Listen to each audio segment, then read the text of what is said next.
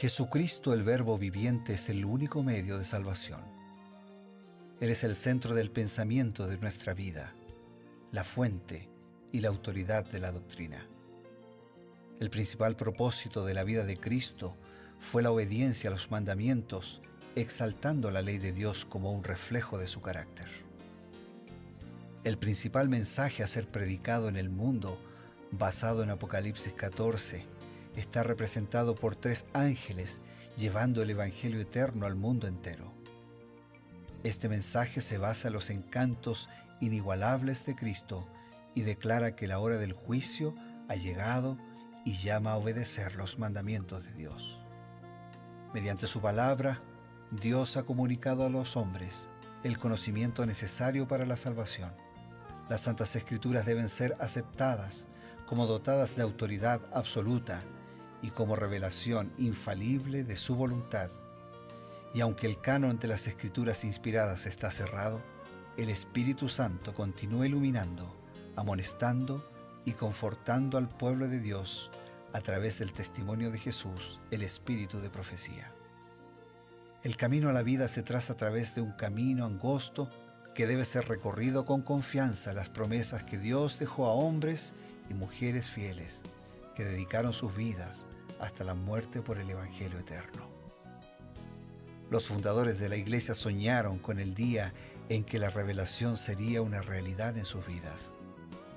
Miraron con los ojos de la fe a aquel día glorioso cuando finalmente la promesa sería cumplida en la venida magistral de Jesucristo a esta tierra para recompensar a cada uno según sea su obra.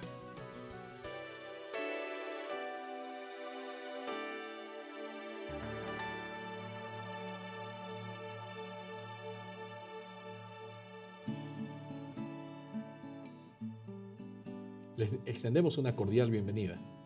Tenemos un encuentro con Reavivados por su palabra. Este proyecto maravilloso de un capítulo por día de las Sagradas Escrituras nos ayuda a poder encontrar lo que es la voluntad de Dios para nuestra vida, para la vida de nuestra familia, para toda la humanidad. Ahora está complementado con el segmento Creed en sus profetas. Este segmento está dedicado al estudio de los consejos de Dios que nos vienen a través del espíritu de la profecía, que no es otra cosa que el Espíritu Santo inspirando a hombres y mujeres para poder dar una proyección más cercana, más profunda de lo que la palabra de Dios nos dice. Tenemos con nosotros al pastor Bruno Razo para poder también complementar justamente a través del espíritu de profecía. Gracias, Pastor Eber, y como mencionaste, vamos a continuar con este capítulo de hoy, el capítulo 3 de Deuteronomio, buscando entender más, asimilar mejor y practicar el mensaje de Dios en nuestra vida. Pues bien, pastor, entonces nos han llamado a la tarea.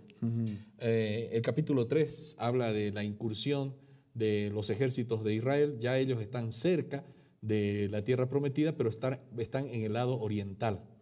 Habían ingresado no por el camino común que era directo de Israel por el país de los filisteos, sino que se fueron hacia la derecha y se desviaron bastante hacia el este y subieron por detrás de Edom, fueron por las llanuras de Amón, de Moab, y entonces ya al llegar al lado oriental por el extremo, ya estaban cerca del norte, entraron en territorio del rey Og, rey de Basán.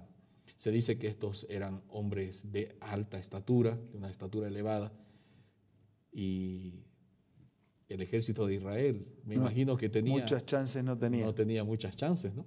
Así que nos preguntamos, no sé si la inspiración nos ayuda a comprender cómo fue que ellos pudieron derrotar al poderoso ejército de Og, el rey de Basán. Elena de Huay lo relata de esta manera. La fe serena de su jefe inspiraba al pueblo a tener confianza en Dios. Lo entregaron todo a su brazo omnipotente y Él no les faltó. Ni los poderosos gigantes, ni las ciudades amuralladas, ni tampoco los ejércitos armados, ni las fortalezas escarpadas podían subsistir ante el capitán de la hueste de Jehová. El Señor conducía al ejército, el Señor desconcertó al enemigo y obtuvo la victoria para Israel. El gigantesco rey y su ejército fueron destruidos. y los israelitas no tardaron en poseer toda la región. Así se borró de la faz de la tierra esta gente extraña que se había entregado a la iniquidad y a la idolatría abominable. Así que cuando el pueblo pelea con Dios, es Dios quien pelea por el pueblo. Entonces no hay ciudades amuralladas, entonces no hay gigantes, entonces no hay ejércitos invencibles, y sobre todo cuando el estilo de vida se opone totalmente a la voluntad de Dios y las prácticas abominables, aberrantes, distorsionaban la vida que Dios quería que sus criaturas pudieran vivir. Así que Dios acompañó a su pueblo, el pueblo fue vencedor, no por su ejército, no por sus fuerzas, no por su sabiduría, no por su estrategia, sino por la voluntad, por el amor, por el poder, por la presencia de Dios. Es interesante el texto que mencionaba, dice que el Señor confundió, dice, desconcertó al enemigo. Dios no necesita ningún arma porque Él posee todas las armas, de hecho, pero vemos que a lo largo de la historia, por ejemplo, contra los filisteos, contra los sirios, contra los asirios, Dios producía un desconcierto entre las filas de los enemigos, empezaban a matarse entre ellos inexplicablemente y en realidad ellos producían su propia derrota y lo único que hacía el pueblo era pues mirar la victoria que el Señor les daba, ¿no? La Biblia así en distintos incidentes nos da detalles así impresionantes de la manera sabia en cómo Dios puede resolver situaciones.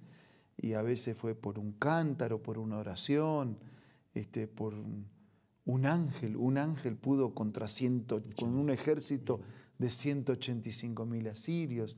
O sea, cuando Dios está de nuestro lado, somos invencibles, no por nosotros, por Él. Cuando luchamos solos, por recursos que tengamos, somos el ataque de cualquiera. Ahora hay un contraste muy interesante.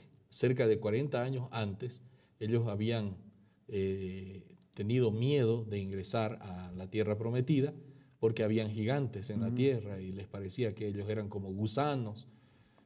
¿Cuál era la diferencia entre la primera incursión que habían realizado y esta, ¿no?, que estamos analizando en este momento, ya otra vez en las fronteras de la tierra prometida? La anterior había sido una visión humana y no de todos, de un grupo, ¿no? Porque hay quienes habían tenido otra visión. Claro. Y siempre que miremos con nuestros ojos vamos a ver eso.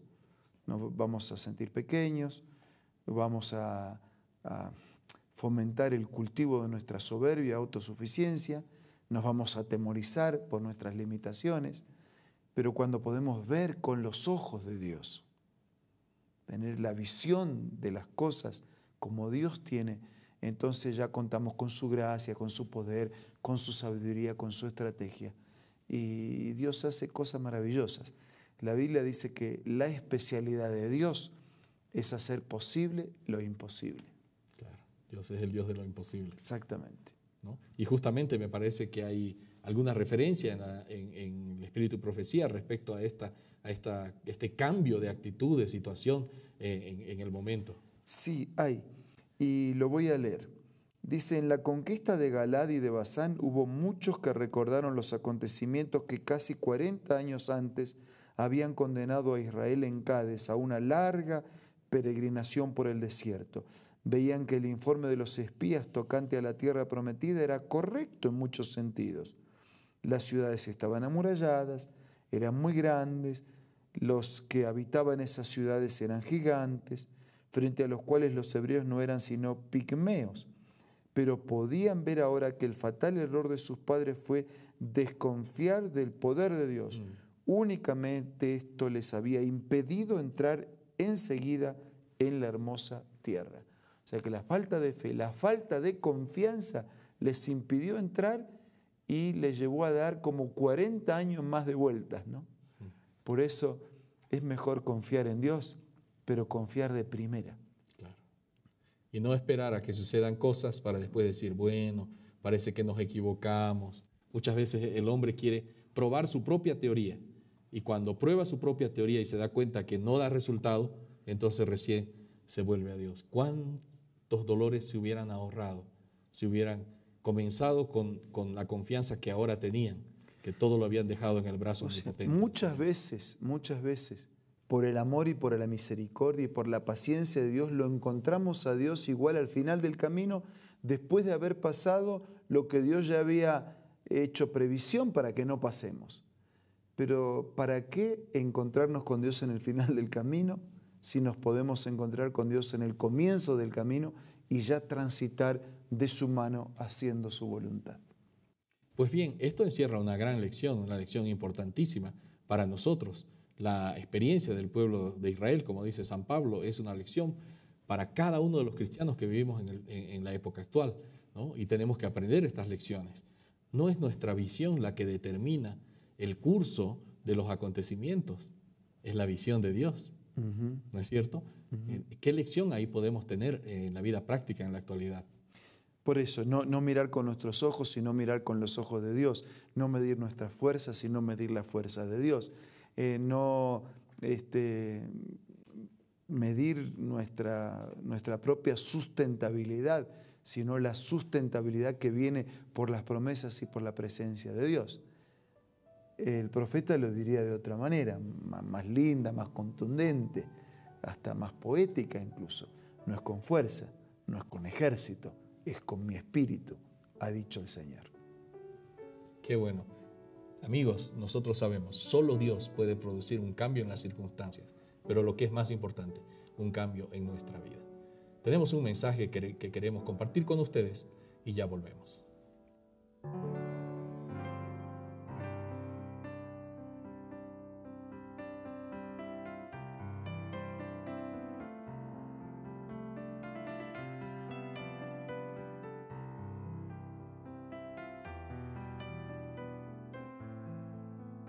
Hola, hoy tengo otra cita muy linda para compartir.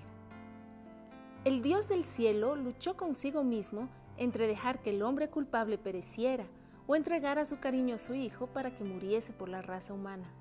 Los ángeles estaban tan interesados en la salvación del hombre que entre ellos se podía haber encontrado a quienes habrían renunciado a su gloria y dado su vida por el hombre que perece. Pero, dijo el ángel, eso no serviría de nada. La transgresión era tan enorme que la vida de un ángel no podía pagar la deuda. Únicamente la muerte e intercesión de su Hijo podía pagar la deuda y salvar al hombre perdido de la tristeza y la miseria sin esperanza. Qué linda cita, ¿verdad? Esta tú la puedes encontrar en este libro maravilloso, Primeros Escritos, escritos por Elena G. de White. Puedes descargar esta aplicación ingresando al App Store o al Play Store, buscando Elena G. de White.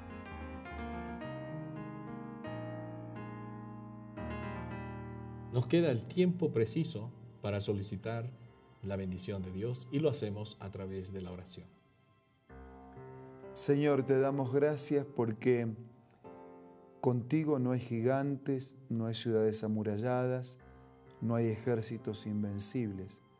Te damos gracias porque cuando nos colocamos de tu lado, podemos conquistar lo inconquistable. Por eso te pedimos, Señor, que nos ayudes a rendir nuestro yo a Jesús, a rendir nuestra vida a tu voluntad, a someternos, a andar en tus caminos y a transitar juntos en la vida siguiendo las orientaciones de tu palabra. Bendice a todos nuestros amigos. Y te pido en este momento que si alguno de ellos está sufriendo por una ciudad amurallada, por un ejército invencible, por un gigante inconquistable, que tú puedas actuar de manera tal que la victoria les sea asegurada. Lo pedimos, lo agradecemos en el nombre de Jesús. Amén. Amén. Nos despedimos con la segura promesa, Dios mediante, de encontrarnos el día de mañana en Reavivados por su palabra. Esto es, creed en sus profetas.